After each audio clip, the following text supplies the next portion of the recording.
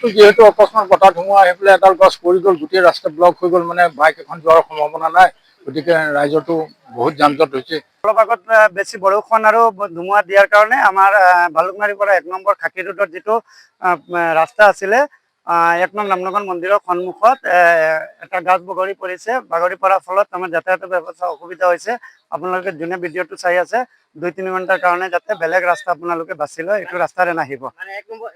1 number খাকী road যিটো আমাৰ ভালুকমাৰীৰ পৰা 1 নং খাকী ৰোড যিটো গৈছে, তাতে ৰামনগৰ যিটো মন্দিৰ আছে শিৱ মন্দিৰৰ সন্মুখত গছ এটা বাগৰি পৰিছে। আপোনালোকে চাই লওক, এইটো কাৰণে যাতায়াত ব্যৱস্থা অসুবিধা হৈ আছে, যাতায়াত ব্যৱস্থা বন্ধ হৈ আছে।